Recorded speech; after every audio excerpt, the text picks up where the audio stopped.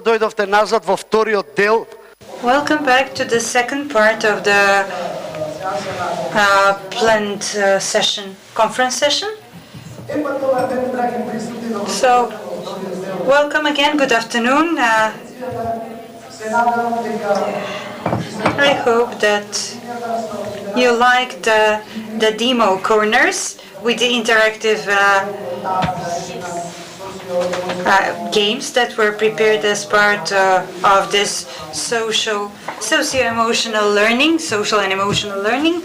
But I know that you're still digesting your food, and what we always say that after we have a meal, we need to move around a little bit. I already introduced myself. I come from the pedagogical faculty at the University St. Clement and St. Cyril and Methodius in Skopje, and I am a teacher of physical education. So now I would like to ask you, all of you, to stand up wherever you're sitting, without any exceptions. Please stand up. Without any exceptions, we communicate, we understand each other.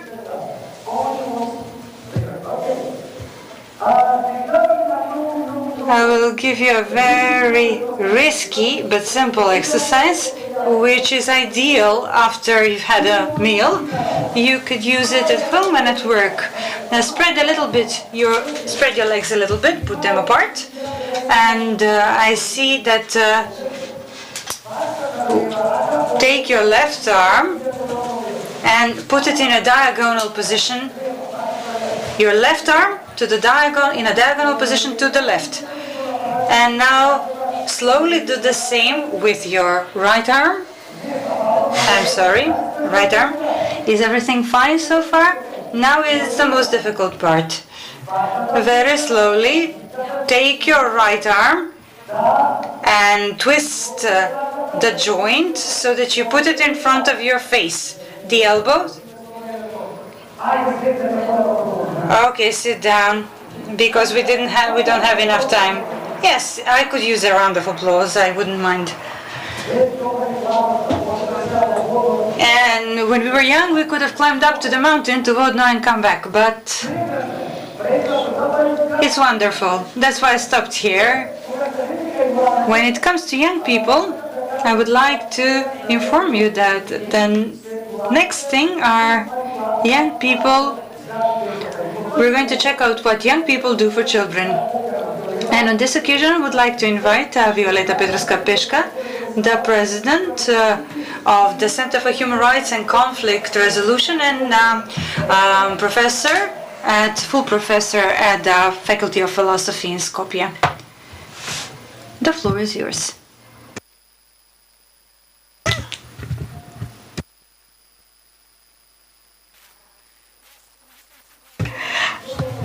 I think that I'm always loud enough so that people could hear me without a microphone. What I'm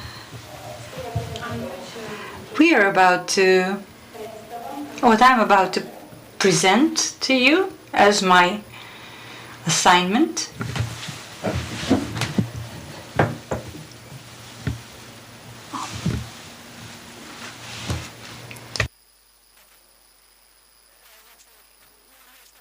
something that we call a guide for community useful engagement of high school students, secondary school students, something related to the things that were exhibited at the demo corner. I hope that you had the time to check it out. This guide was prepared by the Center for Human Rights and Conflict Resolution within the project Youth for Kids, which was implemented together with the Bureau for Development of Education and was supported by UNICEF with funding from the government of the United Kingdom through the British Embassy. In practice, this guide was the outcome of the project. It's called Youth for Kids, Inclusion of Children in the emotional development, in support of social and emotional development of children starting from preschool, which is a model of community useful engagement of students. It was a project where we had 237 students, Macedonians, Albanians, and Turks, and 25 teachers from high schools, from secondary schools, from 12 schools in Skopje, Gostivar, Tetovo, and Kumanovo, and Radoviš. And the activities were done in mixed teams of students from different ethnicities, from the same school, or partnering schools in different languages of instruction. The guide is prepared in a digital form. That's very modern right now, meaning that apart from texts as recommendations and guidelines for the teachers, there is audio and video explanations, examples from the practice that show how this community service of children should be carried out, and based on the experiences from the project. I will not be able to present everything during these 20 minutes that I have now, that are available to me right now. I'm unable to give you an in-depth presentation of the guide, of the manual, but I hope that I will give some points of interest that would spark your interest, and this will be followed. The demo version will soon be uploaded on Arduino and will be available to everyone so that you can see it for yourselves. When speaking about community service of students, what is it that we are referring to? I will not be speaking here. I will just play parts so that you can see how this manual, how this guide looks like, because when you look at the guide, no one is speaking. Community service involves students in activities, the purpose of which is to improve the quality of life, both their life and the life of other people in the community, and thus prepare them to become active citizens in society. Community service makes it possible to learn through experience. The experiences that students gain through this type of service makes it possible to connect their social and emotional development with the cognitive development. The experiences that go through make them understand what they are learning better, and when they understand something, they can take better action. In this guide, in fact, we explain in detail the principles that are only mentioned here. In order to say that something is useful to the community, it must comply with the principles that we can see here, which are partnership and so on. What do students get from community service? They are able to do different things. The benefits are from the area of the cognitive development, such as development of critical and creative thinking, but most of them are from the area of social and emotional skills. They're enabled to work in teams. They improve their communication skills. Also, there are very personal skills, such as discovering and promoting their own interests. This guide also explains how the process is organized. It is organized in 6 stages. I will illustrate the stages without the explanations given in the guide, but only through examples of what was done in the field. Only chosen, selected activities that can be presented during this time that we have. So the first stage is always setting the area and contribution that the children can make, in this case secondary school children. For the purposes of this project, the area of their involvement was social and emotional development of preschool age children. Everyone knows what that means, but what's important to us here is to say that from this overall area of social and emotional skills, we have chosen to focus on constructive conflict resolution and respect for diversity, with all the additional skills that they entail. How could students at this stage, how can they contribute at this stage? By preparing materials that can be used, instruction materials that could be used in the preschool facilities to develop the skills among the young children. And what will the students themselves learn? They will acquire the skills that they haven't sufficiently gained or developed during their education. The second stage is to appoint the teachers in charge of this and making the teams of students. During this stage, first we need to attract the teachers, usually those teachers who are very responsible to the students, but also very socially responsible. In general, they are quite willing to start to engage in this type of activities which entail the community service on the part of the students. Whenever we see this red sign, it means that in the guide the teacher is able to only click and hear what this means in practice. Moreover, when we say who the students are,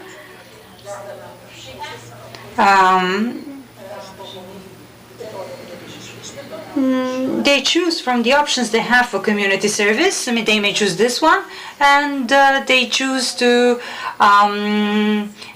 work on their interest through this type of engagement. Now I would like to show you a statement of a student. Hello, I'm Ivan. I come from the secondary school Orța Nikolov. I found out about the project from my IT teacher. I thought it was going to be just a project where we were required to do something, but through the training that we went during the past 2 days, we learned much more about the other friends who attended the training, as well as the children, the kids that this project is designed for. I think it offers very interesting educational content program, and we're planning to do things that will be very interesting for those kids. So this is a good introduction to the third stage, which states that we must provide support for students so that they can adequately engage in the area that they're working on. So what is the principle here? In general, community service, social responsible services in areas that the students are not educated in the formal education. It usually is something that's new and outside of the mandatory curriculum. That's why the students need additional training about the focus of the given activity. This training can be done internally, can be done externally, and whatever they learn the training is always good, because later they will be able to implement it and truly acquire it by putting it into practice, meaning through community service. A few words about the principles of the training. I will not be the one to tell them. I will once again play the video that will give us better overview. The training starts with joint rule making, accepting rules of behavior, of conduct that will have to be complied by both the teacher and the students. We will have interactive approach and work in small groups, and the training will make it possible for the students to communicate continually. And when they communicate in plenary, there will be communication between the trainer and the attendees. In the end, they will come up with the most important points of the activities. The training cannot be successful unless it is done in a spirit of collaboration, mutual support, and unless the students are offered various and interesting activities. At the same time, each of the activities must lead to the achievement of the goals of the training. It is expected, this type of training, to motivate teamwork, which is necessary to deliver the activities which will be covered within the community service of the students. I will stop it here. First, through video clips from the experiential work, there are certain elements that are really in support of the principles of this training. It is very important, first of all, to have to introduce the students to each other. It is not supposed to be a homogeneous group of people who already go to school together, but children in different ages with different who learn in different languages of instruction, if it is a multi-ethnic school, and so on. Now we'll play a short video to see how one of those getting to know each other activities look like. Everyone will get this drawing here. And you will need to write a few things here. You will need to what I like to think about. And on the part with the eyes, say what you enjoy watching, write down. Near the ears, write what it is that you like listening to. And near the mouth, you will say what it is that you want to talk about.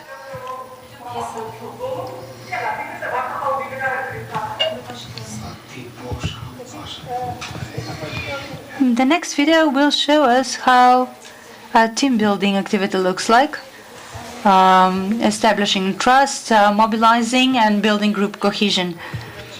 This is something that's called House of Cards.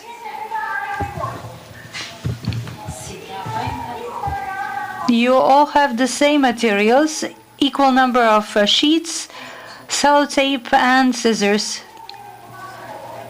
You're not allowed to use anything else apart from this. Your task is to try to build as tall a house of cards as possible. In the end, we'll see whose tower will be the tallest. But when we put it, it has to stand up straight.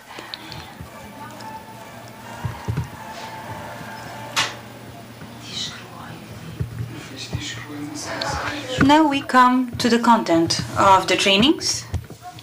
The training consisted of two types of workshops, two modules. One was dedicated to respect for diversity and the other one was devoted to conflict resolution. You can see the topics of each of the workshops, how everything went during these workshops. That will also be illustrated through a short video clip. This is from the work of something that involved respect for ethnicities, ethnic differences.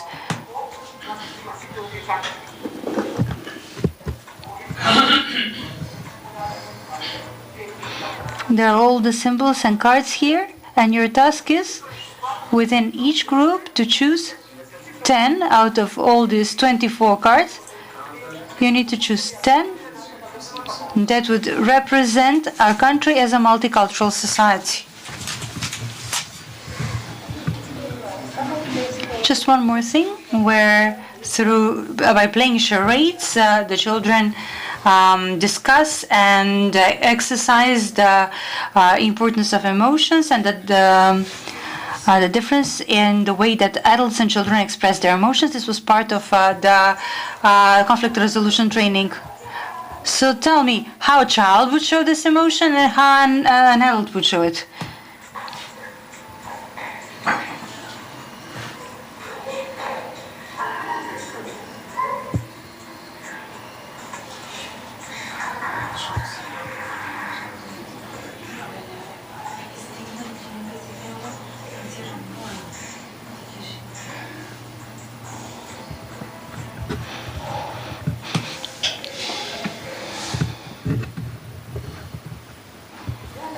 The next stage, the fourth stage, is planning the activities and the products for preparing an action plan. In order to prepare the action plan, I will play a video. We'll see how much time we'll have to see it, which will show us how each of the teams prepared their own action plan and what their action plan consisted of. When preparing an action plan, it's necessary to actively involve both the teacher in charge as well as the students, and what they plan for to be acceptable for all the students. At the same time, the teacher in charge must pay attention so that every child in the team takes part in the delivery of the activities. This helps children to continuously be motivated and involved in the delivery of the program. This leads to achieving the final goal given in the action plan. The action plan gives us a clear overview on how to monitor the delivery of the tasks. This clear division of the tasks between the children. Because we are pressed for time, I would like to stop the video here, and now we come to the key stage, which is the implementation, the delivery of the activities, and we'll show two of those products that were done at this stage, and we'll have a chance to see a glimpse of how the implementation went. All the students from the team always need to be involved in the delivery, and they must take into account the action plan, and they need to be coordinated by the teacher in charge.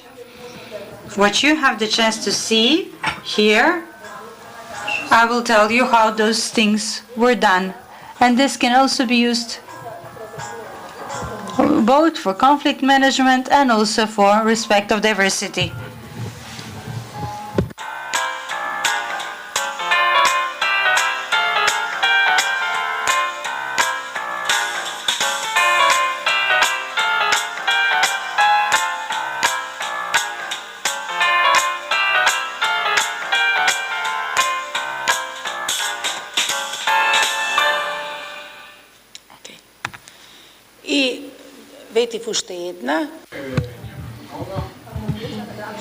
And another play prepared by the students that the children in kindergarten can use to spark a discussion, to see in practice how conflict can be resolved, and maybe to even engage in playing out, acting out the things that are shown here.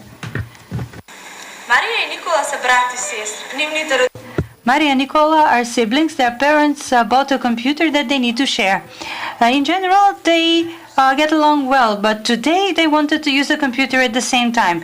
As they were coming back from school, they were arguing, but they couldn't come to an agreement.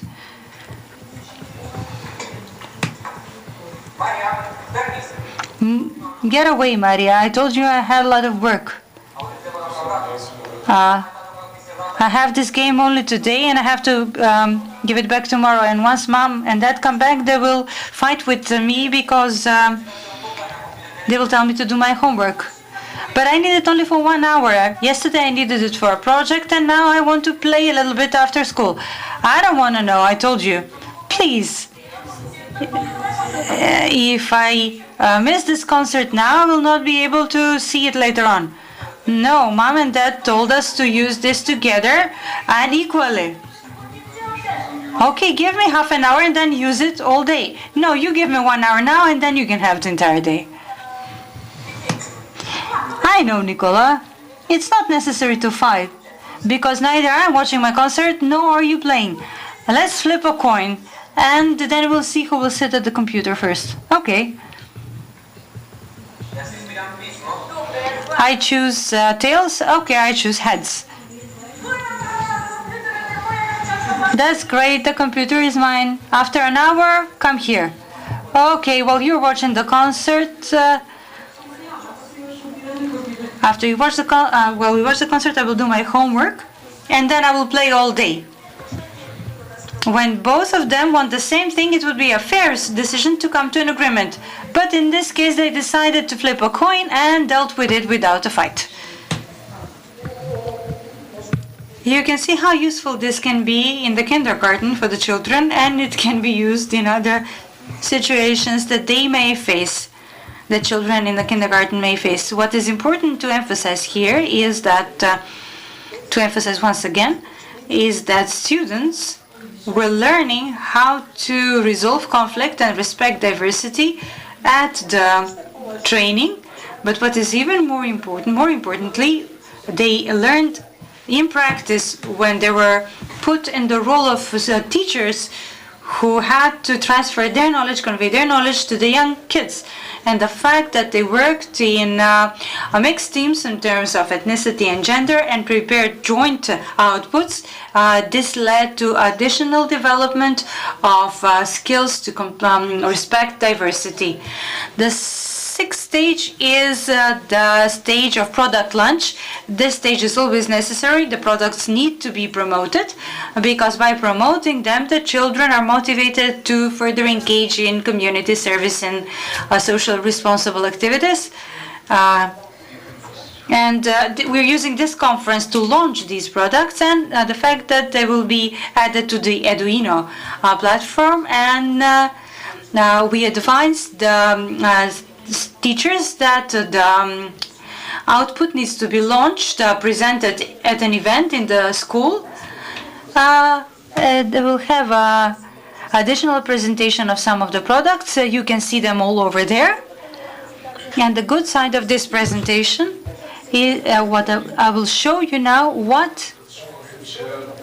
We'll see how these things were tested, piloted in kindergartens, and how they functioned with the little children, with the young kids. For example, let's see how a computer game functioned with the children.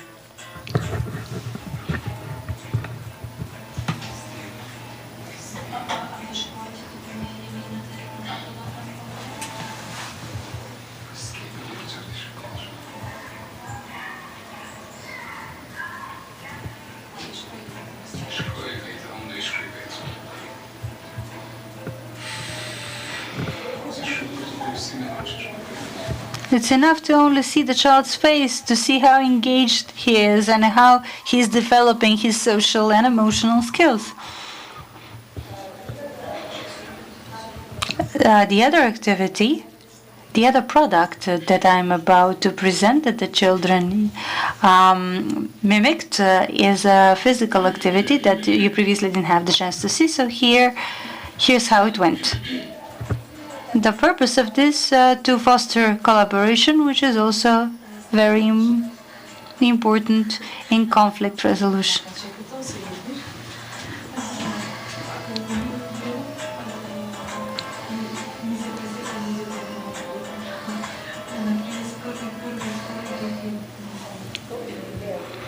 We got the idea for the game. We got the idea of how the game went, and now the memory game, how it has been done in this context. The children need to match the same cards in terms of color, and from what is shown on the cards, they need to learn about diversity.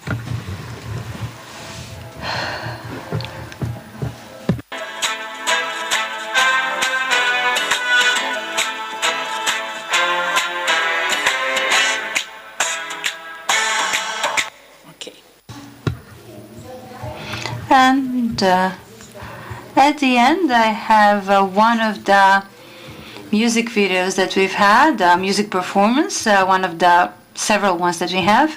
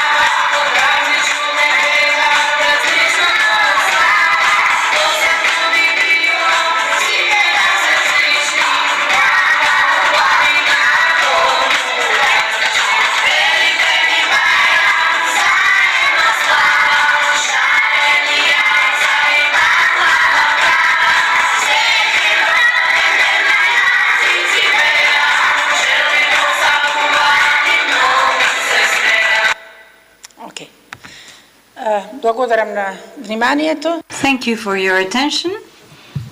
This is the list of schools that participated in the activities that we just presented.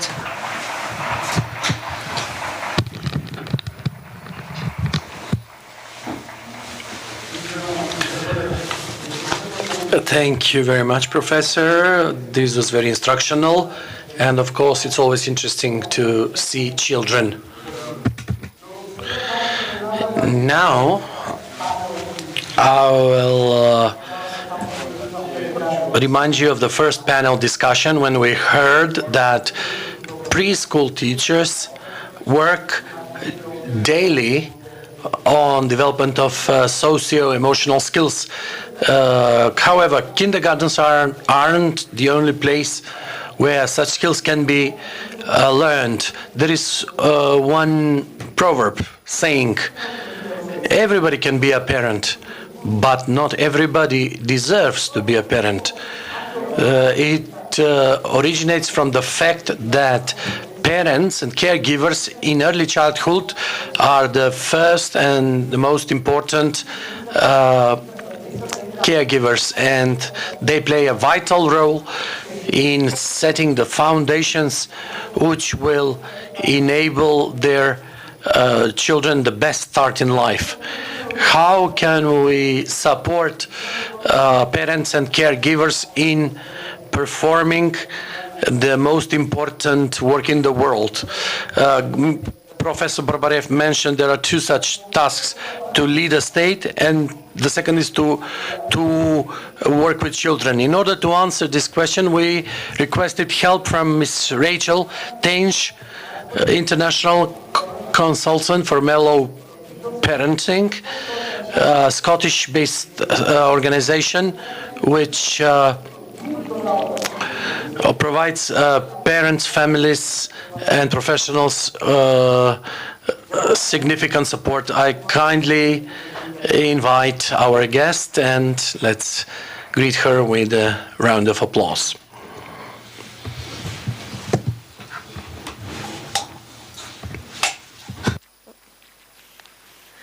Thank you very much for inviting me to speak today. Thank you to UNICEF. Thank you to the government of the Republic of North Macedonia. I send greetings to you from Scotland, from my colleagues at Mellow Parenting, and it's lovely to be able to share and to talk about the importance of relationships and to talk about the support that parents need.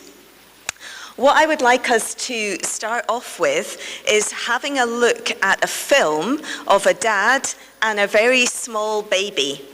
And what I would like you to do is pay close attention to this film and have a think about what the baby wants, how it's working out for the dad. And then in a moment, I would like you just to talk to your neighbour for just a few moments, just your impressions from this film. So if we could have the film now, that would be great.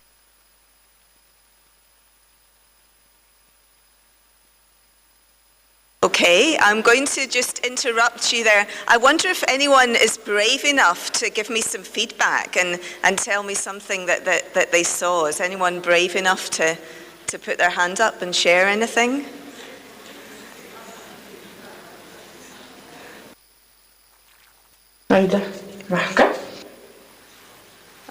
Any hands up?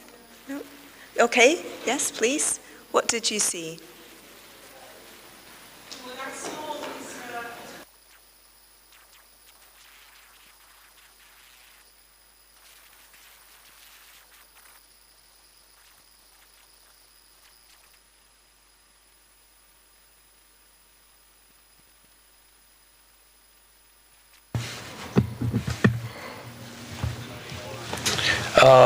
She has to speak in the microphone, please.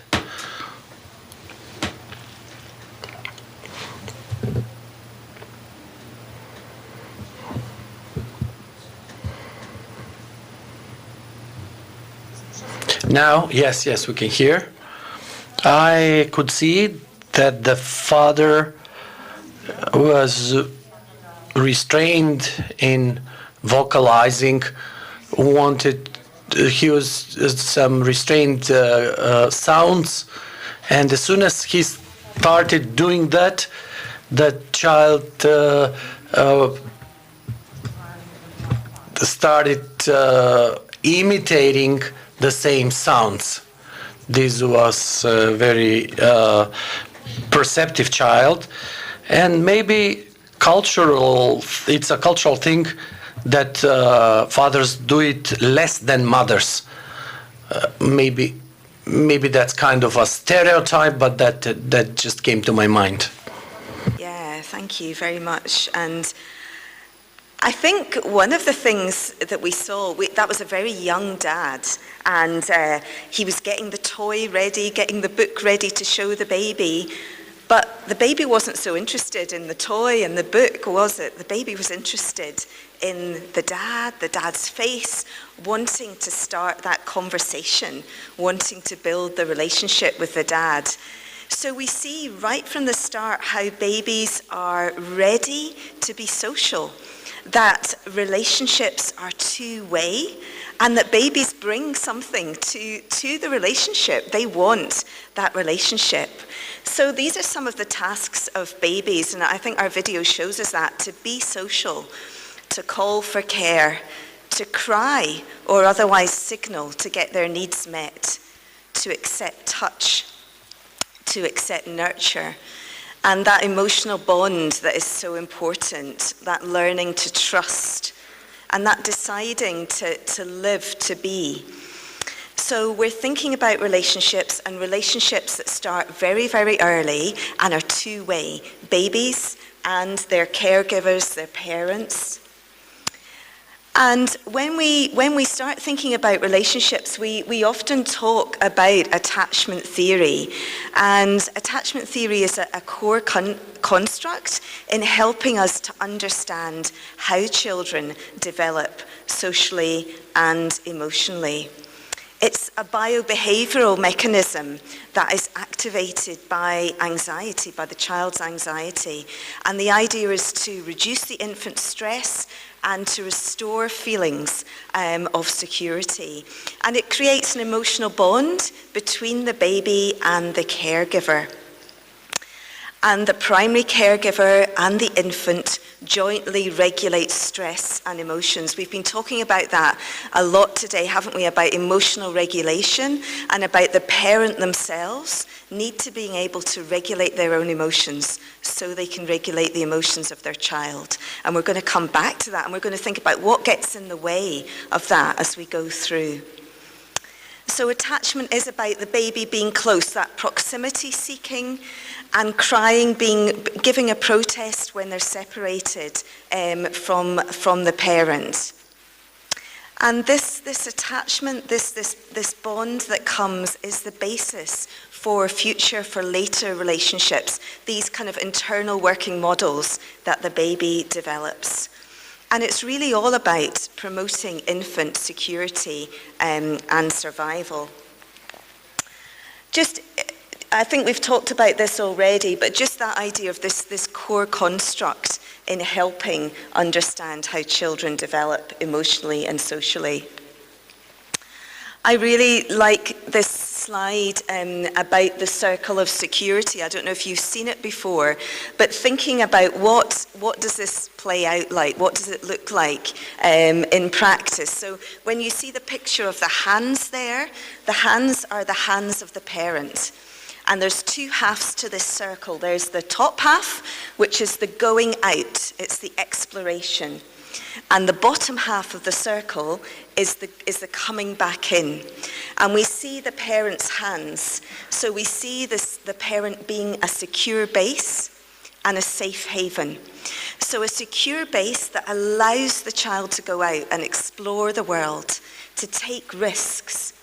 And as the child goes out and explores the world, they need their parent to watch over them, to delight in them, to enjoy the world with them. And to help them when they need help. If the cup's too far away, they need the parent to pull the chair or to bring it closer to enable the child to do the task that they want them to do, so that they can explore, so that they can achieve, so that they can become more independent. And then as maybe the child gets upset, maybe things go wrong, we all have those times, don't we, where we need to come back in to a safe space, a safe haven. We need somebody to help us organize our emotions and our feelings, tell us it's going to be okay, we're going to get through it. So that welcoming back, the parent being the safe haven, welcoming the child back. So we see attachment particularly playing out when there's anxiety in the child, when there's some sort of stressful situation. So the other thing that we want to think about is is the messages that the child needs to hear from the caregivers in order to have that close relationship, in order for them to feel valued. So here are some messages, important messages, and maybe you can think of other ones. I'm glad you are here. You belong here. What you need is important to us. We're very glad that you're here, and you can grow at your own pace. You can feel all of your feelings. We want you to be here, and we want to care for you. And I'm thinking that's really important for parents, isn't it? But it's also important for what we were talking about kindergartens, about preschools, that these messages we want to get through to children. But what happens to when the child has missed out and hasn't received some of these key messages? We know that children make the best of the experiences that they meet. But the child who's never learnt to trust and to ask for nurture, they might on the surface appear to be contented, but underneath there might be a raised heart rate, and their cortisol, their stress hormones might well be raised. So sometimes what we see on the surface isn't what's going on underneath. And those primitive systems, that flight reflex that we were talking about earlier, might be really activated for these children.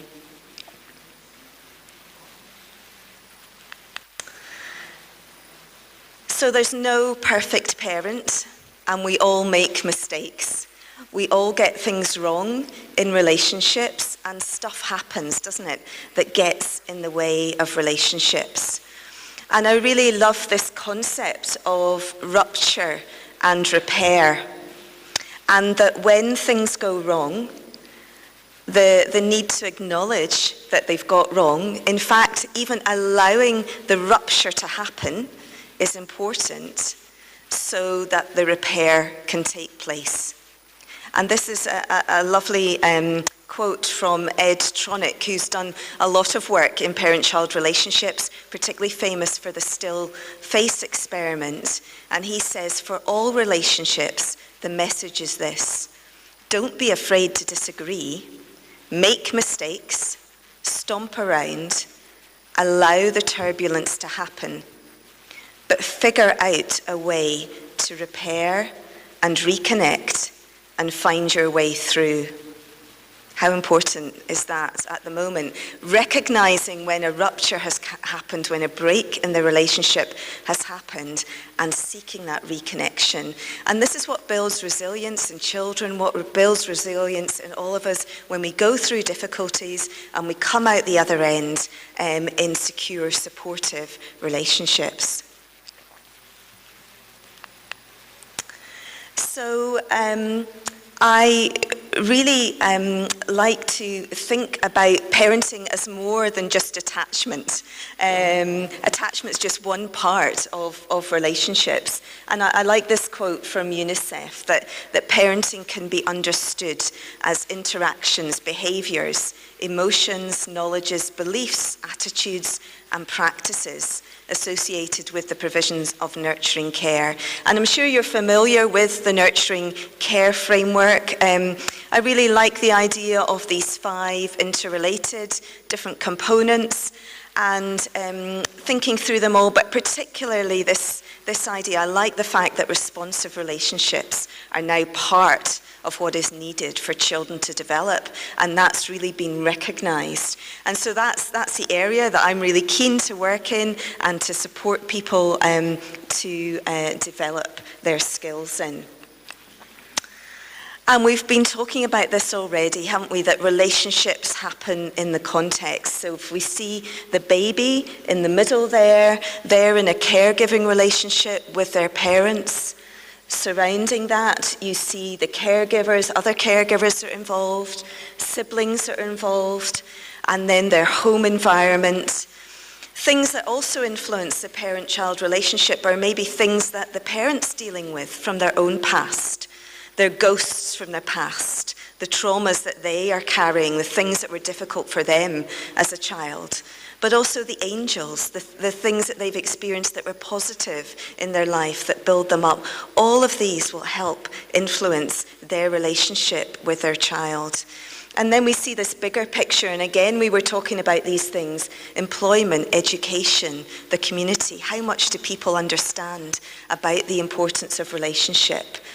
And then wider and wider we go as we think about laws and culture, politics and religion, and how all of these influence right down to that parent-child unit and these relationships. So thinking about this ecological approach and context, and how actually positive social and emotional development can be a fragile capacity. And we need to do everything that we can to protect that. So thinking a little bit about what we need to help parents be able to do. Here are some of the tasks of parenting: to think about structure, being able to set limits and provide an appropriately ordered environment, be able to engage the child and interact with them, tune in to their state, that emotional attunement, understanding where the child's coming, realizing that the child is a separate individual from themselves, and being able to reflect, respond to to the child's emotional state, to nurture the child, to meet their needs for attention, and to challenge the child to go out, to try new things, to take risks. And again, we go back to the circle, the going out and the coming in.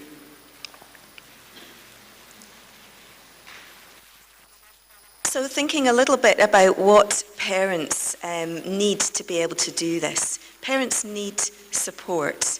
They need knowledge of what's important for babies. They need an understanding about child development. They also need freedom from interference from their own problems, the things that are weighing them down, the things that are getting in their way. And they need that confidence to read the baby. So emotional and social well-being is really, really important, and sometimes it can be really difficult for parents. Sometimes there can be things for parents that make it hard for them to read the baby's cues, to pick up on what the baby's needs. Sometimes the baby can be hard for the baby. There might be factors that make the baby hard to read their signals. So the parent's own mental health, their stress, their anxiety, all sorts of things can get in the way of relationships.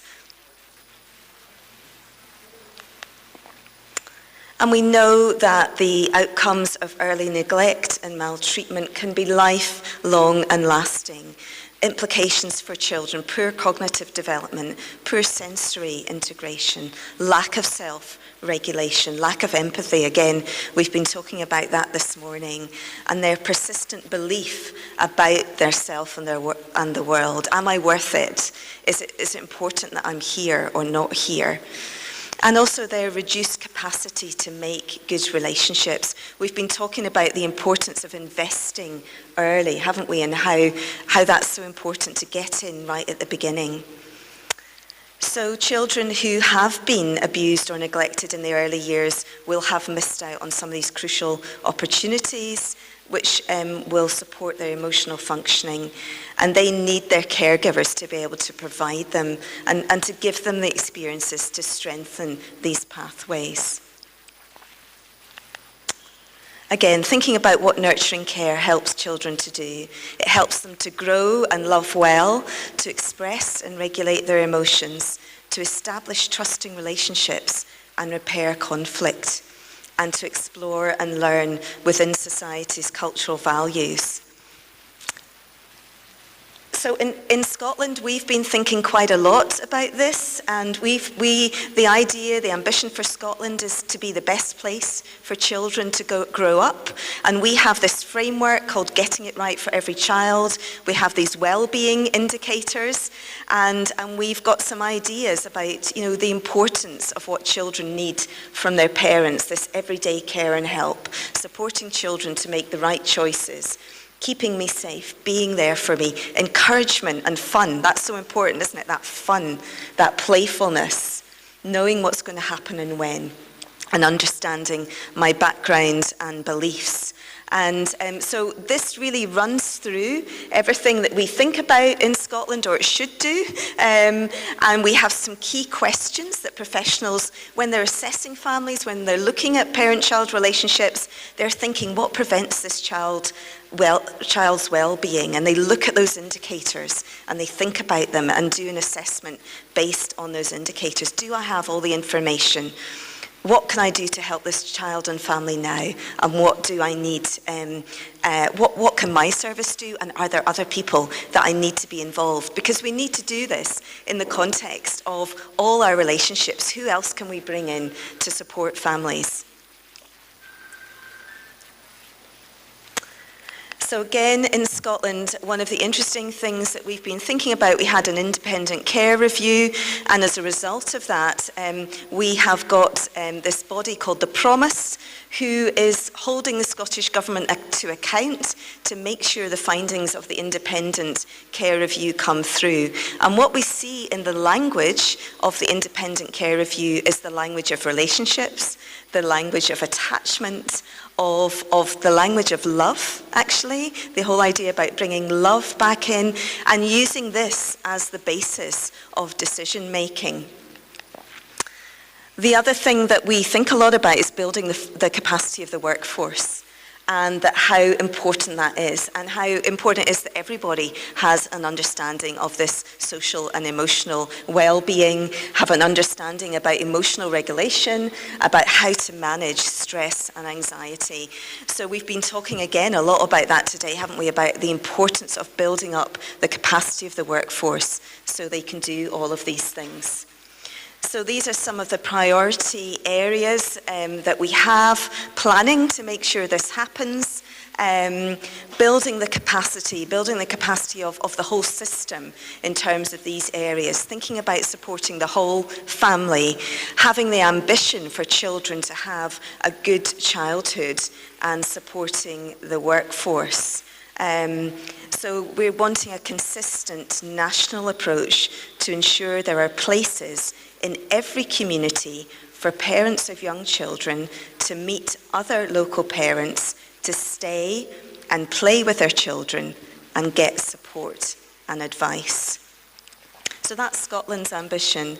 And these things don't happen unless we have scrutiny and we have people holding the government to account and making sure that it happens. And these are, again, some of the things that's really important to oversee and scrutinise to ensure that connection, that collaboration happens. And I'm seeing that in already how you've been talking today in terms of thinking about your curriculum for social and emotional well-being. I loved the work with young people and them doing the work with the children and creating resources. Thought that was really, really powerful, communicating the message, which we're doing today, and coordinating support.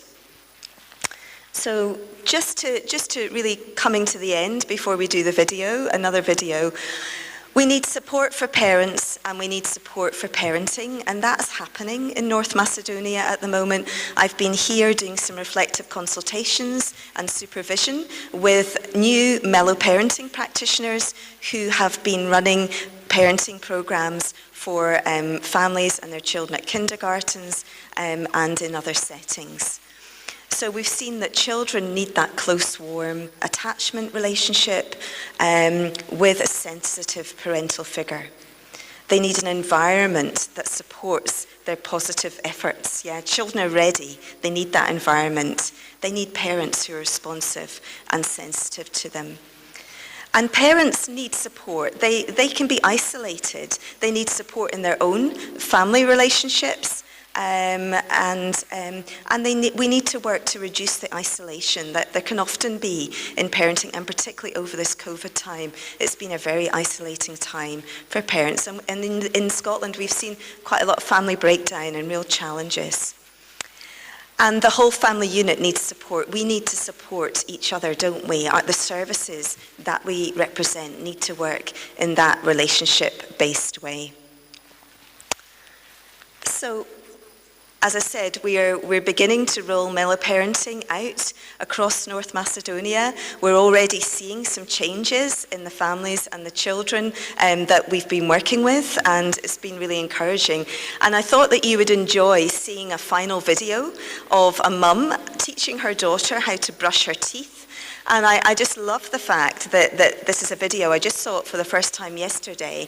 And it involves playfulness and fun. We see connection and relationship in the everyday tasks, which can sometimes be really boring. But what I love is how this mum brings this activity alive. So I think you'll enjoy this video with me. That video with us, I think it encapsulates everything that we're trying to do in supporting parents and children in drawing out the strengths that they already have and building on them. So thank you very much.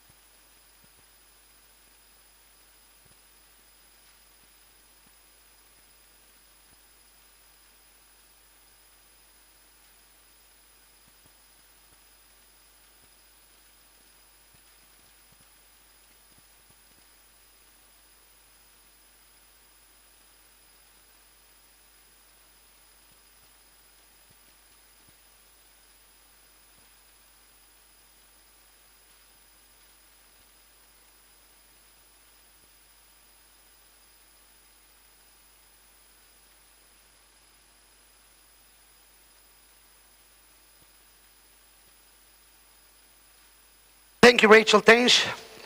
Thank you very much. Меѓународна експертка за родителство. Да бидам искрен, ме предизвика да споделам едно мое искуство со вас. Јас имам керка која што сега е 6-то оделение, но беше точно на возраста на малото дете што го видовте на видеото. И беше голгота дома како да ја натераме да ги мие забите наутро. Тато ова, тато она, дојди, не кеше да види ни четка, ни паста за заби. И сега тука е проблемот. И ми текна нешто, почнав секое утро да се појавувам во купатило и гласно да ги мијам забите, меѓутоа гласно ко во циркус. Да ја го привлечам вниманието да она од спална, од нејзина соба, дојде и да рече: тато, шо беш? Рекам: си играм. А мене устата полна со пена и ја правам балони. Пау. И што правиш? Си играм. А може и јас? Не може. И на прв пат не може.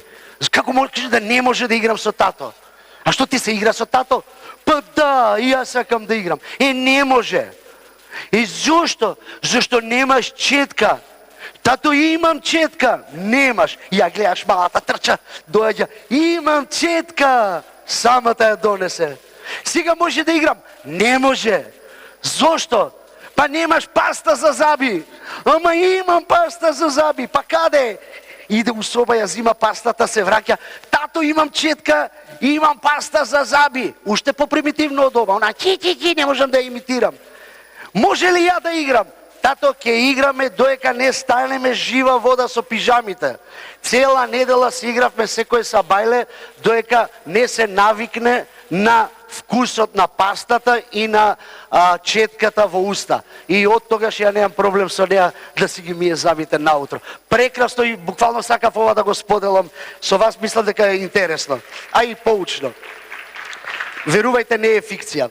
Но, овака или онака стигнавме до втората панел дискусија за денеска, а на дневен ред на овој панел ќе поминеме со една уште исто така извонредна група на панелисти кои што ќе дискутираат како може да им се пружи поддршка на децата и родителите да учат од дома. Модераторка на овој панел или на оваа панел дискусија е Ана Фринскант, професорка на Институтот за психологија при Универзитетот Свети Кирил и Методи во Скопје. И верувам дека ќе биде. Yes, and I believe that the panel discussion will be very interesting because you will have the chance to see some of the experiences from the lens of the practitioners in Moldova and North Macedonia. I would like to invite the panelists.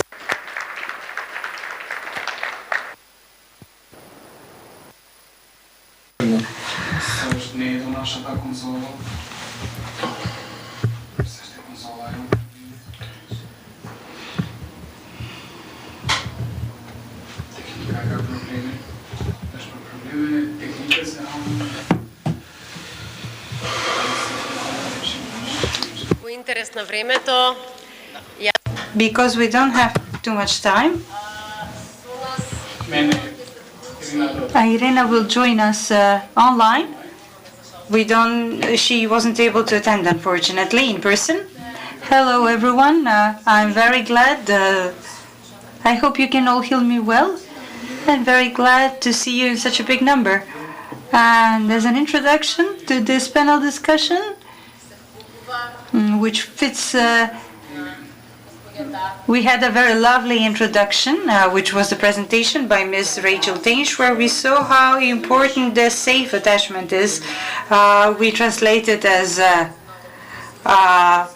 safe social and emotional attachment of the child, between the child and the parent or other caregiver, how important positive models are, how important learning through play is, and how important it is for all of this to start very early as possible, which is not when the child is born, and is meaning that it happens when the child is still in the mother's stomach, because it starts before birth, during the first 9 months of the baby's, the child's life.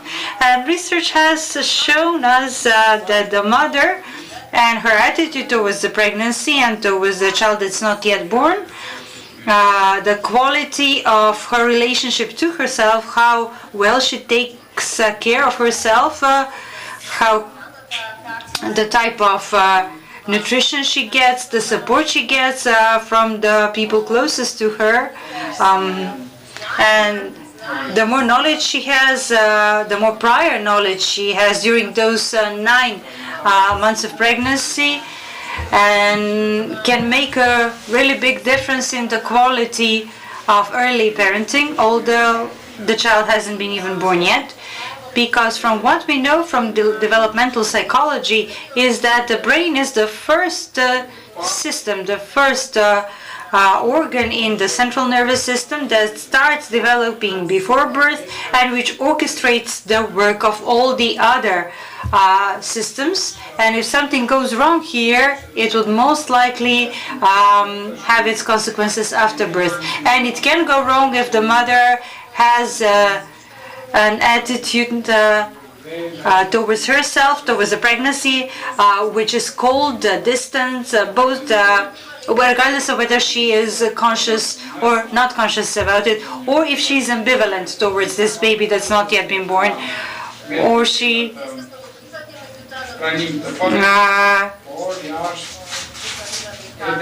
or if she subconsciously accepts the baby, but in her outward behavior, she's saying she's not ready for the role that's ahead of her.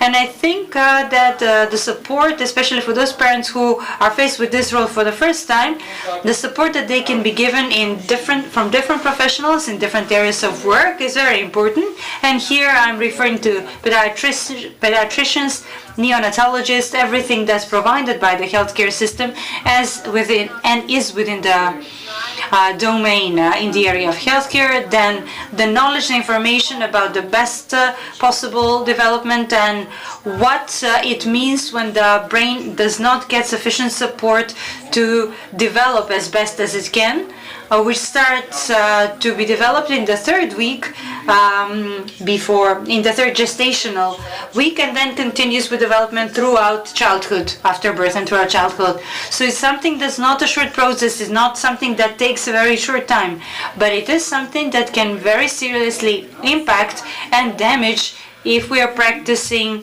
harmful parenting styles, if the child lives in a state of toxic stress, because we are aware that not every type of stress is a problem.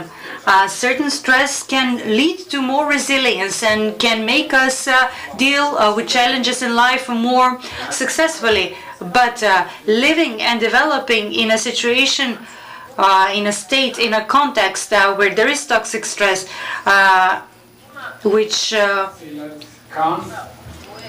already has intensity of being something chronic, can definitely disrupt the optimal brain development.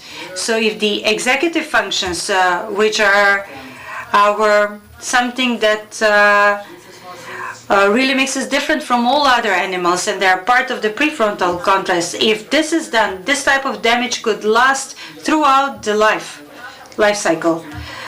It was emphasized previously that psychological resilience is very important. That's true, because practice has shown us that the children who are psychologically more resilient, even in conditions of not such positive developmental aspects, situations that are not the most conducive to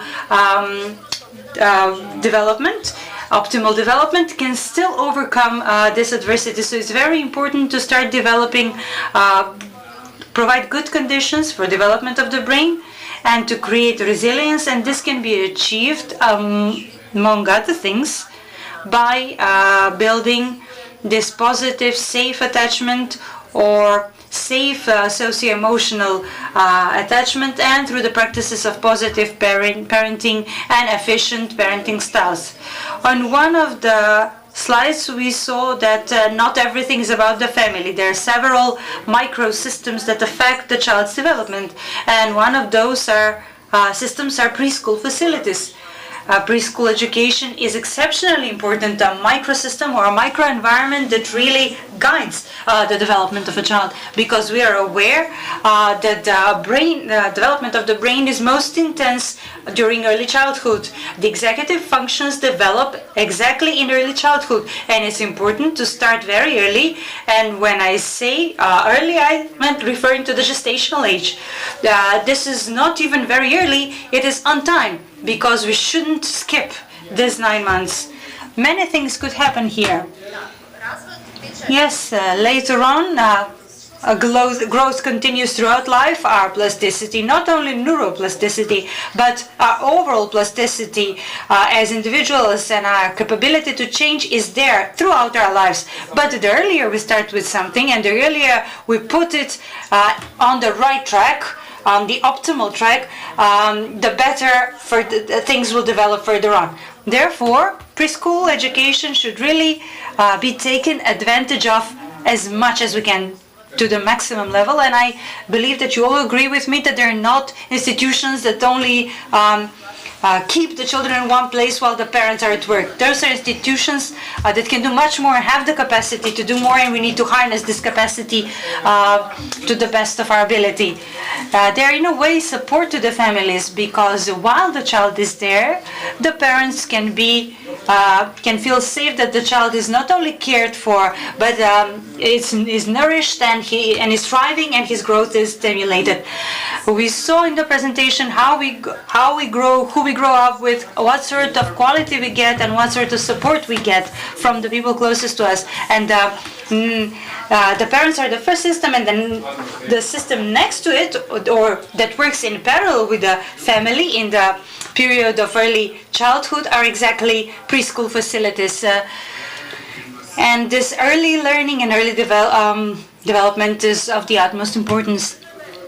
This means that we need to integrate. I don't think we need to pinpoint a single microsystem, say just the family or just the school, or all of this should be done in an integrated way, and this system should learn from each other. And as we said, no one is born an experienced parent. No, I'm not using the word perfect intentionally, because there is no perfection. Ideal things only happen in theory. In practice, there is no single occasion of perfection. So, perfection does not exist, but we need to try to make the best of each situation or any context, even when it comes to parenting. We need to try to always learn, build our capacities and gain skills in order to be as good as possible or good enough parents. Because once again, I will go back before I invite my colleagues to discuss certain things. I would go back to brain development. Not everything is about genetic predisposition or biology. The development of the structures of the brain that then affect the functions related to the structures are seriously affected by the environment and interaction. So that's why it is not by accident that we insist on this safe social and emotional attachment, on this safe attachment, because based on the quality of the interactions that the child gets very early on from the people closest to him or her, they directly affect how the brain will grow later on, how all the regions in the brain will grow, and how all the other structures will be developed. Because I say that this could lead to long-term negative consequences that professionals will need to struggle with in the long run, and the damage, the ones most affected by it will of course be the child. I don't know if we have Irina online. Irina, I hope you can hear us. We've heard that in Moldavia we have already started implementing the Mellow Parenting program starting from 2018, and therefore, Irina, I would like to ask you, what's your experience, what were your experiences, what challenges you faced during this time frame? You've already been going on with it for the 4th year. What is it that you can share with us when it comes to this model of providing support to parents and parenting? Good afternoon, everyone. I hope that you can hear me. Okay. So first of all, I would like to thank you very much for giving me this opportunity to share the experience of Mellow Parenting program development in Moldova. I would like to send my best regards to Mellow Parenting organization team, especially Rachel Tange, who's been with us supporting the development of Mellow since the beginning of this journey in Moldova. So I represent Partnership for Every Child NGO, and I'm also a Mellow Parenting practitioner and a trainer in the Republic of Moldova. But first, I would like to just give you some context, country context information. So the Republic of Moldova is a small landlocked country sandwiched between Ukraine and Romania. It is one of the poorest countries in Europe, where many families are struggling to care for their children. Since the breakdown of the Soviet Union and Moldova gaining its independence in early 90s, the country has registered a lot of progress in childcare reform. First of all, it's the deinstitutionalization of children, development of inclusive education, the policy and legal framework revision in line with international standards, development of community prevention services for families at risk, The Moldovan government child protection strategies have aimed to ensure that the Moldovan children grow up in a safe and protective family environment for the development of prevention of child and family separation services and assistance for families at risk. And the strategies for child protection implementation regarding building of community services require the development of very targeted programs meeting the specific needs of the families, including models on strengthening parental skills and children's resilience. One of such programs is Mellow Parenting, which is another intervention focused on improving parent and child relationships. So in 2016, Partnership for Every Child NGO, in collaboration with Mellow Parenting Organization, introduced this program for the first time in the Republic of Moldova. Mellow's implementation in Moldova has an emergent focus on developing services for families with aim to improve community support for vulnerable parents with a balanced emphasis on parental mental health and child-parent interactions, as well as prevent unnecessary separation of babies and young children at risk from their families. So mellow parenting has origins, it's originated in Scotland, and it was initially trialed on Scottish families in 1996. It has grown since then, building up its evidence base and family of programs now include antenatal programs for mom and dads to be, Mellow for moms and dads who have babies and toddlers, Mellow Futures, a perinatal program for parents with learning difficulties, and Mellow Ready, a preconception program for young people. So where does Mellow fit in? The program has universal principles, namely the development of relationships and nurturing care. It doesn't matter whether you are a wealthy or poor family, the same principles apply to absolutely everyone. However, Mellow is a very targeted program. It targets certain groups of families. It was devised on the basis of clinical and research experience to meet the need of the hard-to-reach families. So in my country, we also see mellow parenting at the level of specialized or targeted services for families prone to the occurrence of risks regarding the well-being of children. For example, families with low income, families with mental health issues, with a weaker parenting patterns, with those including in the child protection system, who's had the adverse childhood experience, and so on and so forth. And we, through this program, we are trying to break this negative cycle and help families at an early stage before the situation gets worse. So in Moldova, the embedding of the mellow parenting in childcare system, we see through this through the specialized childcare services, and one of them is the social support to the families with children or ensured family support service, the purpose of which is to support the development of family capacity in raising the child through strengthening families' protective factors and connecting it to relevant community resources. One of the main objectives of the service is strengthening parental skills, supporting family to overcome the risks and prevent unnecessary child-family separation. Now I would like to tell you a bit about what distinguishes mellow parenting from the other programs, which include young children. There are programs which focus on parenting strategies and child behavior management, while the emphasis for others is on activities the parent can do with their baby, which encourages learning and play. Mellow parenting, on the other hand, is unique because its focus is not just on the baby's or needs or child's needs, but on the parent's needs as well. Mellow is a relationship-based program that recognizes that the person's parenting ability needs to be looked at within the context of that person's previous relationships. It allows parents to reflect on themselves first and then consider how the choices they have made impact their relationship with the child. This sets mellow parenting apart. As for the structure, mellow parenting groups are very intensive and run for 14 weeks, 1 day per week. There is a personal group in the morning where parents are guided by practitioners and they reflect on their childhood and how they were parented and how it affected the way they parent their kids now. Over lunchtime, the parents and children eat together and participate in a joint activity. This allows the parent and child to share in fun activities which build and strengthen their relationship. Then in the afternoon, there is a parenting workshop where parents discuss parenting strategies, their children's needs, and also watch the videos of their caretaking activity. The video that you could watch in a previous presentation by Rachel. So they use this and then use strength-based feedback of the video. A video of parent-to-child interaction is taken before the group and is used to support self-reflection and learning as part of the parenting workshop.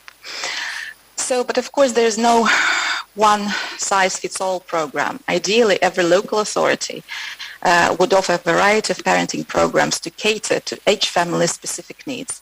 It is important to highlight that Mellow Parenting places strong emphasis on evaluation and research. For this purpose, the pre- and post-assessment questionnaires are filled out that seek to measure and show change in terms of parenting skills of the participants. All the assessment tools are internationally recognized methods used in the evaluation of parents. And the outcomes of Mellow Parenting group show that there's an impact of mellow parenting on mothers in improving relationship with the family and consequently more positive interactions with children.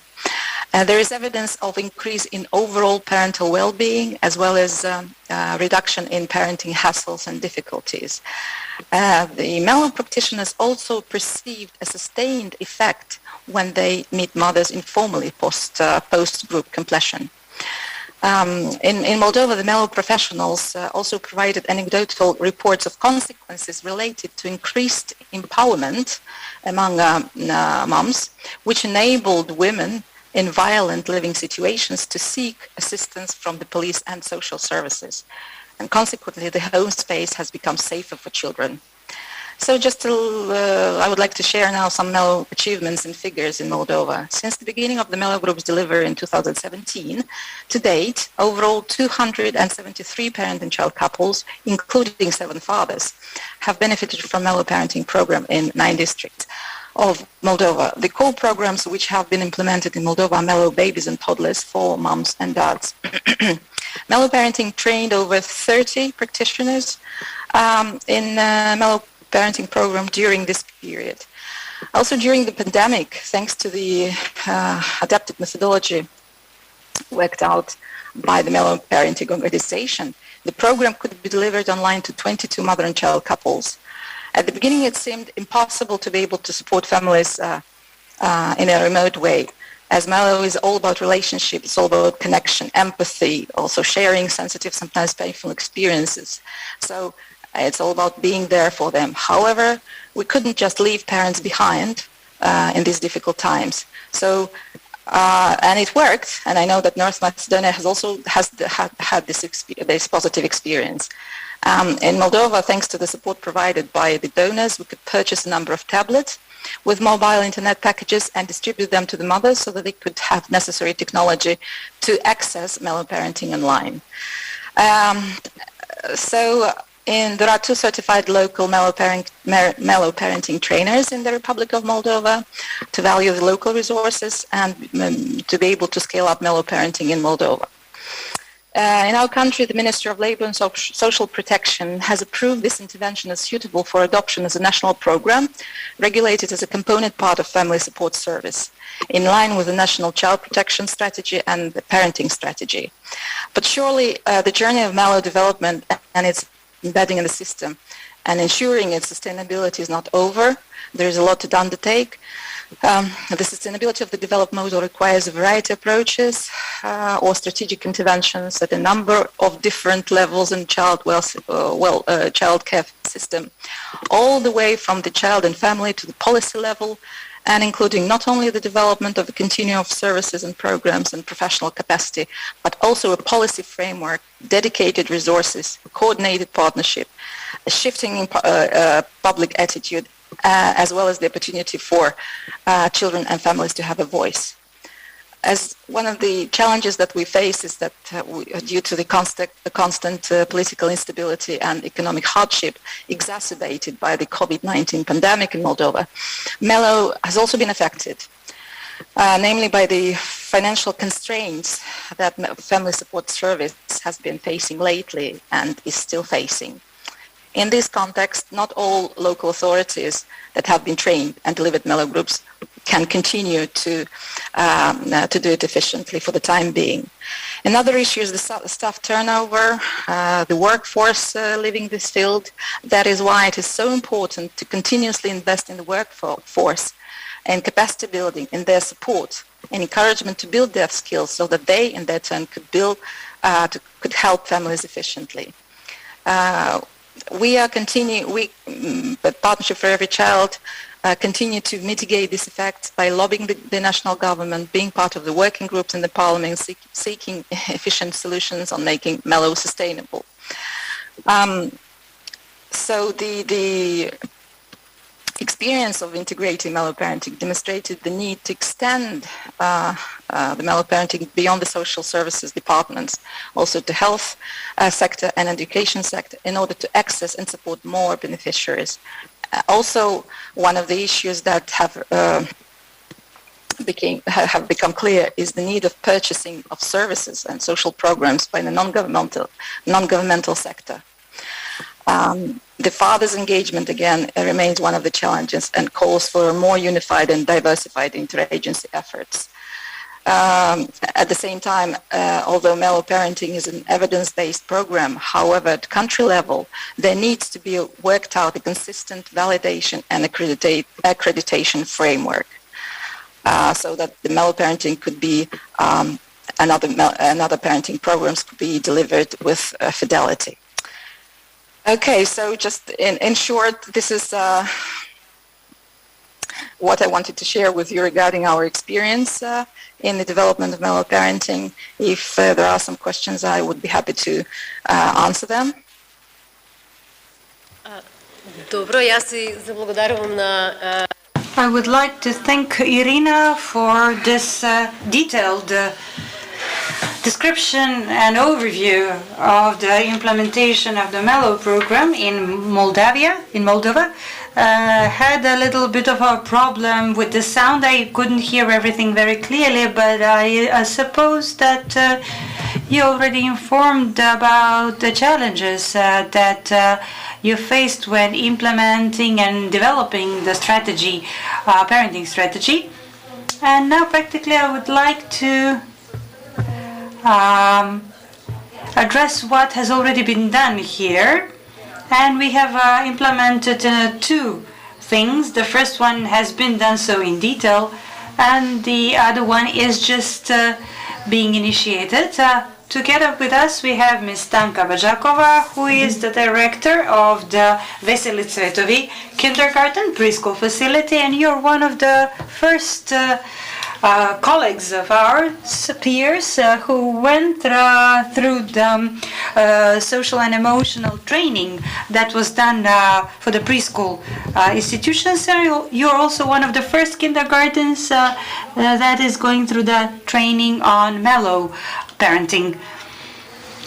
My first question to you, I would give you two questions, but let's put them together. My first question to you is what your experiences are about the implementation, with the implementation of the program for social and emotional learning, the transfer with the parents, whether there have been some positive, negative effects, no effects, and that's the first question. And what it is, and the second one is what it is that you would like to inform us about this new program we are implementing that we have only involved 5 institutions in. So what are your experiences both as a participant and as someone who is now in charge of a preschool facility, of a preschool education center? How much effect this has had on both the children and their parents? Hello, it is an honor to be here today with all of you, sharing the experiences from the field, as I would say. Your questions were really good. Yes, I'm one of the about 30 people who started the training, who were involved in the training on social and emotional development in preschool centers, and I have some of my colleagues that we started together with. It was a very strong group where we truly shared all sorts of things, and to put it simply, we wanted to take big strides forward in order to, first of all, to learn all the things we were supposed to learn, and then to be able to implement them or to put them in practice in the direct work with the children. I will mention my colleagues once again. I can say that we really feel so strong, and we are in a way the foundation. We are the founders. We have led the foundation of social and emotional development of children. It's not that we hadn't worked on this previously, but now it's a new. This times we have new research findings about what you mentioned about the brain architecture, the structure of the brain, and the knowledge that we gained. All of it has been. It was a big bite. We took a very big bite, but we were really willing to learn all of it and to put it in practice in our playrooms. This program on social cohesion and cultural dialogue, I would divide it into three parts, in three sections, so to say. The first section consisted of us as educators who had to learn that. The second section were the children, and we had absolutely no problems, issues, so to say. But just as thirsty and hungry as we were for new knowledge, the children were just as the same thing applied to the children. They really, we could very easily transfer this knowledge to the children. The third section were the parents.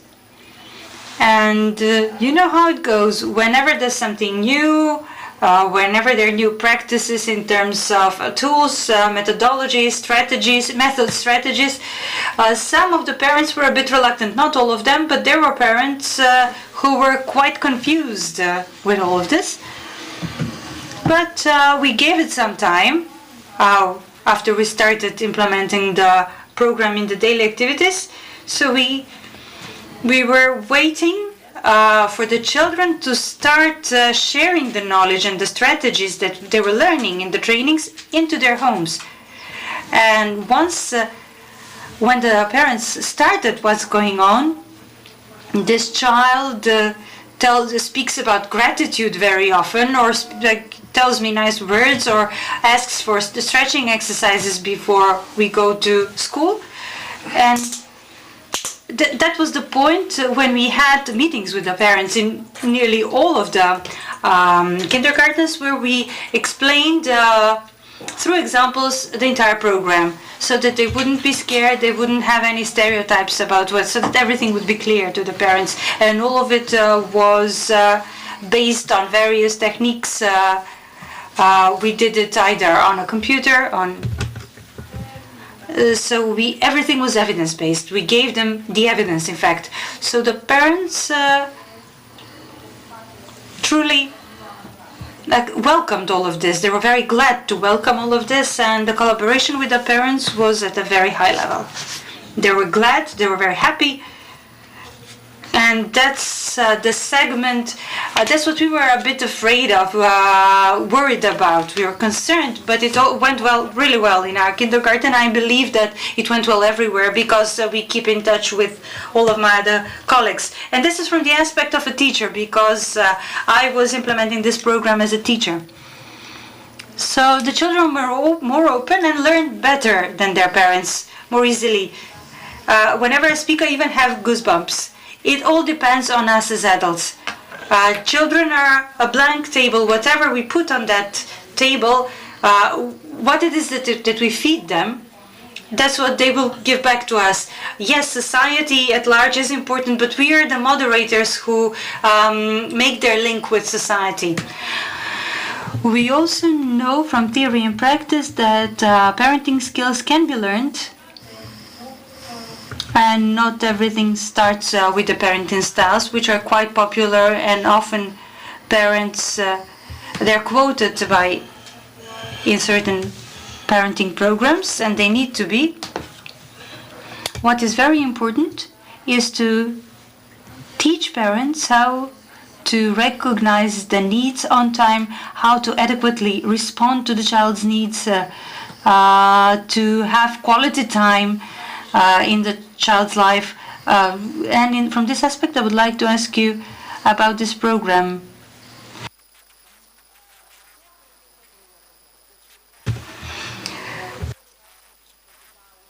What are the experiences that you've had when it comes to the parents? What is it that really touched them? What are the things that they learned most quickly? Because it's not only to have the child spend hours and hours in the preschool facility, because we really need to make something of each and every day that the child spends there. And then the new things need to be supported at home. Because even if you start something and they stop, don't work on it at home, it wouldn't be so effective and our efforts would be quite futile, and the fruits of our efforts would come slowly unless everything is done at home. Regardless of whether we are at an early stage of parenting or an advanced stage of parenting, I believe that at every stage of parenting there are new things to learn and new skills to learn. When it comes to this first initial start of this Mellow Parenting program, what are your experiences? I'll go back to the first part of your question when I want to say that our cooperation with the parents continues every day. Everything we are doing, thanks to UNICEF, World Bank, British Embassy, and our Ministry of Labour and Social Policy, many platforms have been created where parents can, at home, continue doing what we are doing at the kindergarten. This is Bibi's World. Soon, I think the picture books think equally in a digital format. They can extract ideas from these platforms where our colleagues have really designed some very good activities. Let me also mention the events that went live thanks to UNICEF and MCGO, the Macedonian Center for Civic Education, where we would show all tools and strategies that we apply in the kindergarten, outside in the garden, and parents and children attended this, and this was broadcast, and in that way a large audience was covered. As far as Mellow Parenting is concerned, I would like to share our experience as a kindergarten. Our pedagogue and social worker from our kindergarten were involved in the Mellow Parenting training. With this program, I would like to say that they were extremely interested in seeing how the parents will embrace this. Their reactions in the first meeting with the parents were very impulsive. There were 4 mothers that attended 8 workshops, doing different analysis programs. They had homework to do and to feed that back to the team of our kindergarten, consisting of the social worker and the pedagogue. And let me just mention that the video with the toothbrushing exercises with a mother from our kindergarten. I want to reiterate that the cooperation with the parents is amazing. I could witness that myself in the last meeting with the parents, which I attended in order to be able to hear their experiences firsthand. They were extremely happy, and they were very much inspired to to tell everybody what they are doing with their children at home, and in a way to validate that, to ask the others if they were doing the same. We all know that peer learning and experiential learning are the best ways to learn. So one of my most vivid impressions from that meeting was a mother saying, I learned how to find time for myself.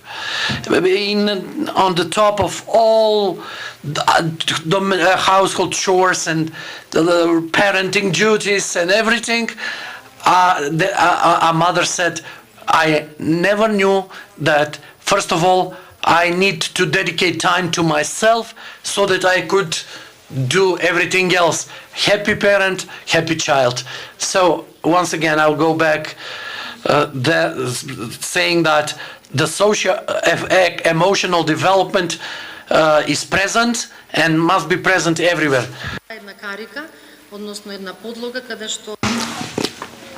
This is a firm ground, a firm foundation, which will create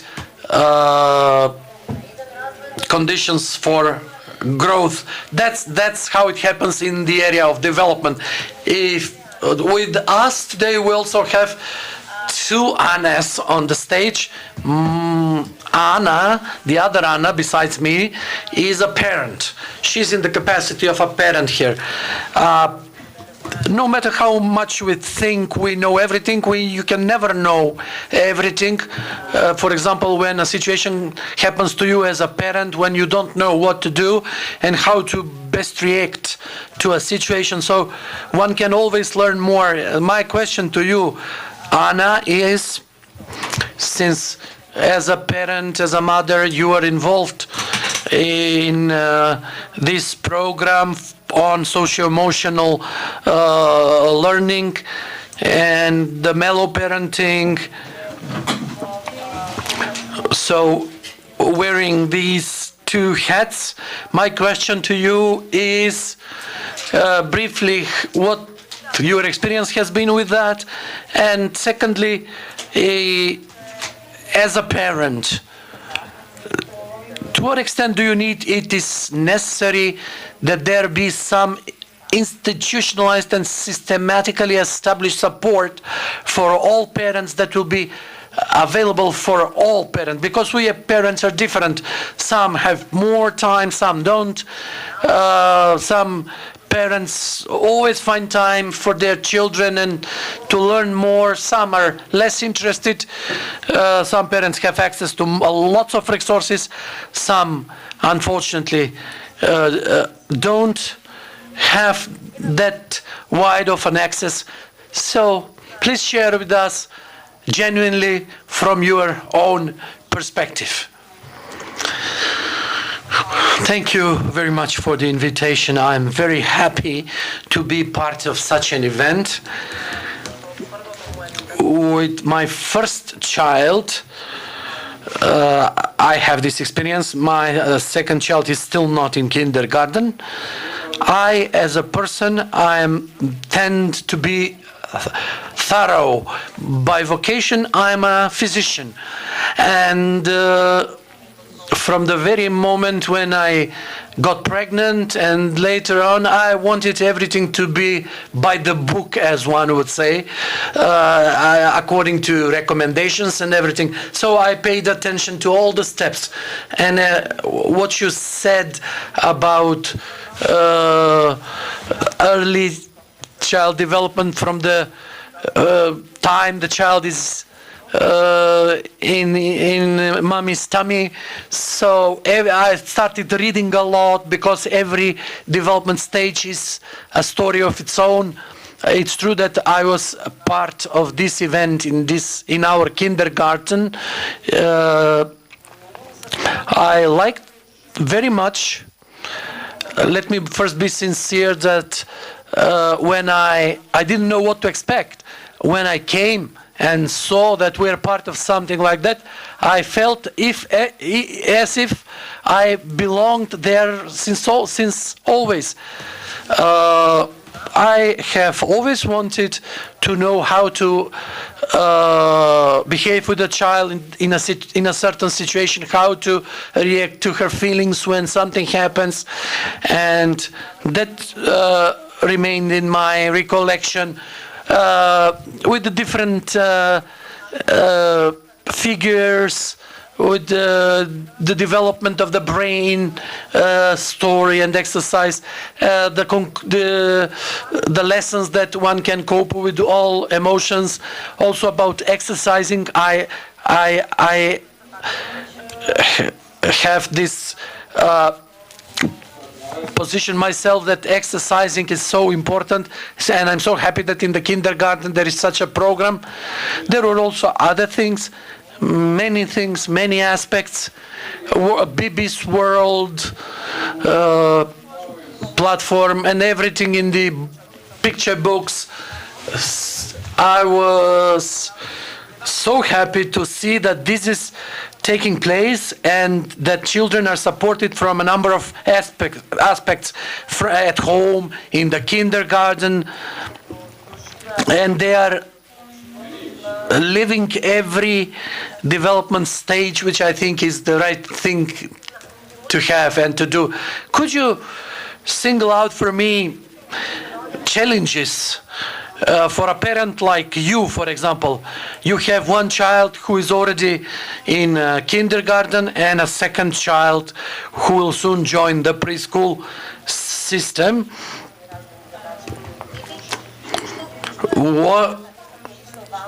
What is it that you would say is necessary or would be welcome as support for a parent like you, which is a quick win and easily available? I tend to read a lot, and I recollect some bullet points and some important aspects, and I send it to my husband. He doesn't want to read a lot, but he listens to me. So, for example, how to deal with a death in a family, or with a new baby born in the family, or when a new baby comes to the family, how you should behave with the new baby and with the sibling, and not just the mother and the father, but also grandpas, grandmas. For example, when I came back from the hospital with my new baby, my other child had a cold. She had fever and everything, and she wanted to kiss the new baby, and I let her do that, although she was sick. But I knew that if I forbade her from doing that, she would have felt rejected or hurt, and even my mother and mother-in-law approved of my reaction. They proved me right, and that was.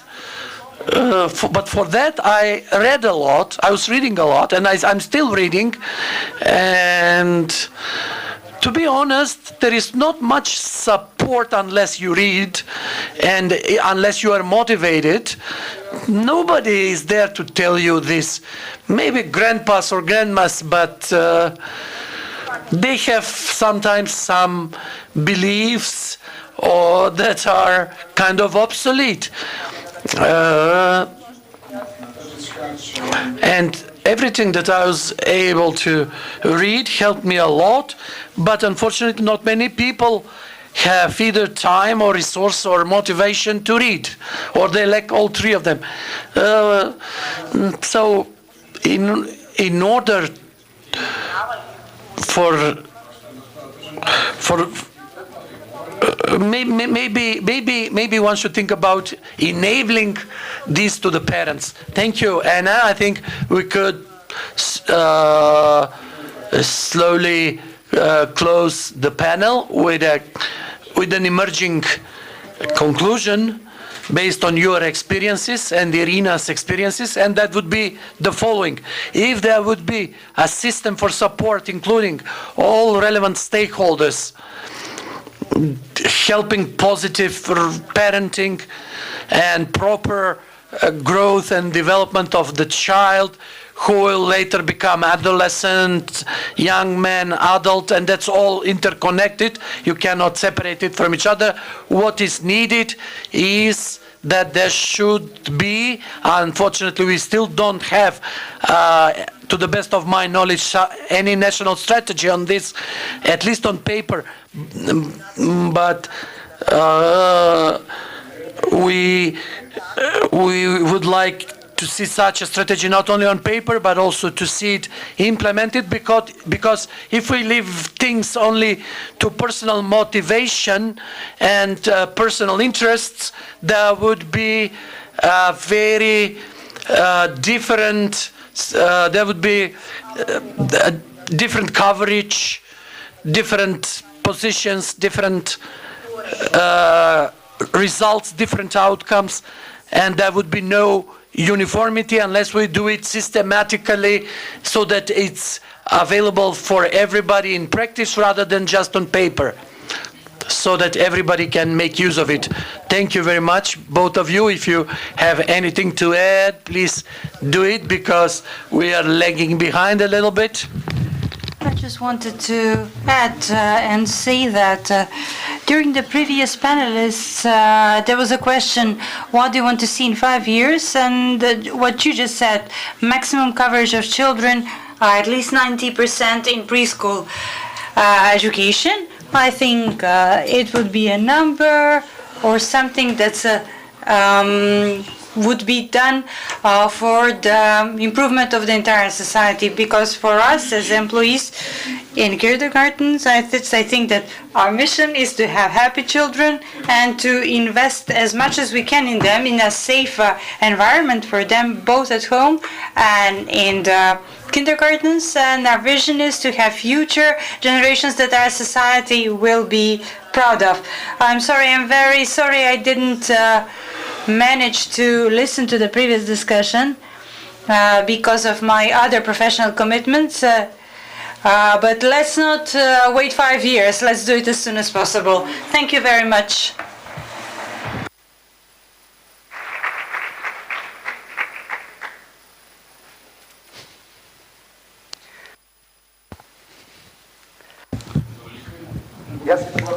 I would like to thank the panelists. This was the second panel for today on the topic of support to children and parents to learn from home. I would like to inform you that this second panel, with this second panel, we are wrapping up and finishing the first day of the conference, mentioning that the presentation on the Eduino initiative by our colleagues Alexander Lazowski and Milena Ignatova has been rescheduled or moved for tomorrow after the lunch break. I do hope that you found that you had a good time today with us, and I hope that we will all be live and kicking and see each other all tomorrow at the same place, same time.